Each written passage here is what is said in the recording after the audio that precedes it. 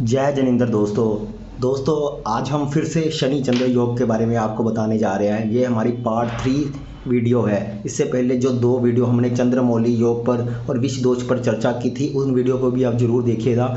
ये वीडियो हम शनि चंद्र पूर्व जन्म से संबंध रखने वाली ये वीडियो की श्रृंखला को लेकर आए हैं। तो ये शनि चंद्र पूर्व जन्म से किस प्रकार से संबंध रखते हैं, इसकी थोड़ी सी व्याख्या मैं आपको बताना चाहता हूँ।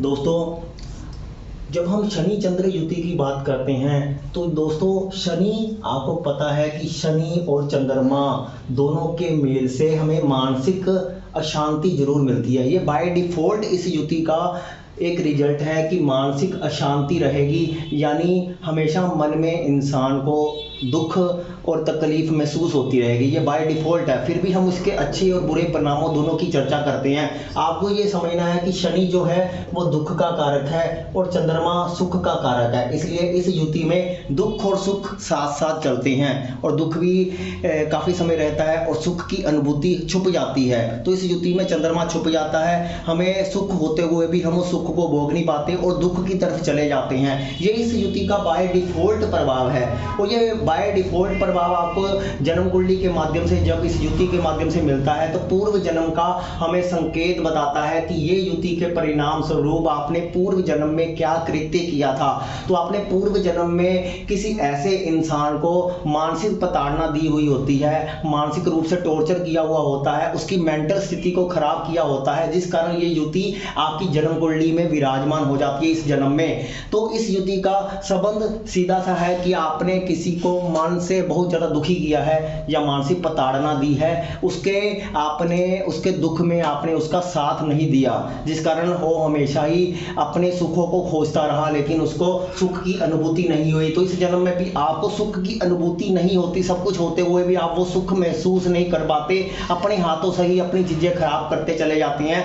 लेकिन आपको ये भी सोचना है कि इस युति के परिणाम स्वरूप ये जब अच्छी राशियों में बन जाती है, अच्छे घरों में बैठ जाती है, तो भगवान का कहीं ना कहीं एक ब्लेसिंग भी होती है, क्योंकि ये युति हमें भगवान की ब्लेसिंग के साथ भी मिलती है। मैंने जो पिछले वीडियो में कहा था कि चंद्रमौली योग जब उच्च राशियों में ये युति बनती है, जब ये युति में उच्च राशि विराजमान हो जाती है, तो दोस्तों ऐसे में कहीं ना कहीं हमें जीवन में दुख तो मिलता है, लेकिन हमेशा भगवान हमारे साथ खड़े रहते हैं, हमें हमेशा प्रोटेक्टिव करते हैं। इसलिए चंद्रमौली योग का प्रभाव है कि आप इंसान जितना ज्यादा शिव की भक्ति करेगा, शिव और माता पार्वती की पूजा करेगा, वैसे ही इस युति के नेगेटिव प्रभाव कम होते चले जाएंगे और वो भगवान के करीब होता चला जाएगा। लेकिन जब नीच राशि में हो जाता है तो वो इंसान, चाहे वो भगवान का भक्त भी हो चाहे ना भी हो, लेकिन अपने दुखों से पार नहीं हो पाता। वो अपने लोगों के दुख में ही सुख ढूंढने लग जाता है, या बहुत सारी चीजें दूसरी तरीके से भी होती हैं कि वो भगवान की भक्ति तो करता है लेकिन दिखावे वाली भक्ति करता है। इसलिए जब तक आप भगवान की अनंत ऊर्जा से नहीं जुड़ेंगे, यानी उच्च पावर से नहीं जुड़ेंगे, तब तक इस युति के बुरे परिणाम आपको मिलते रहेंगे।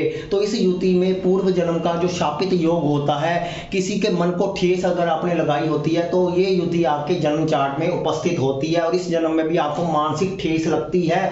लेकिन ये युति कहीं ना कहीं आपको शिव भगवान का भक्त बनाती है, शिव के नजदीक भी लेके जाती है। तो ये अच्छा योग भी है। यही योग आपको सुख की अनुभूति करवा देता है और आपके जीवन में सुख आने शुरू हो जाते हैं। लेकिन आपको निराशा अपने मन से निकालकर मेडिटेशन के साथ और अपनी साधना के बल पर भगवान शिव से और माता पार्वती से जुड़ना पड़ता है। तो ये योग के कारण आपको जीवन में अच्छाइयां भी मिलती हैं, बहुत अपने जीवन की उन्नति भी होती है। इस युति वाले इंसान बहुत ज्यादा प्रोग्रेस भी करते हैं। ऐसा नहीं है कि युति आ गई तो आप जीवन में कुछ नहीं कर पाओगे, जीवन में बहुत कुछ ऐसा इंसान करता है, लेकिन सिर्फ आपको अपने मन से नहीं हारना होता।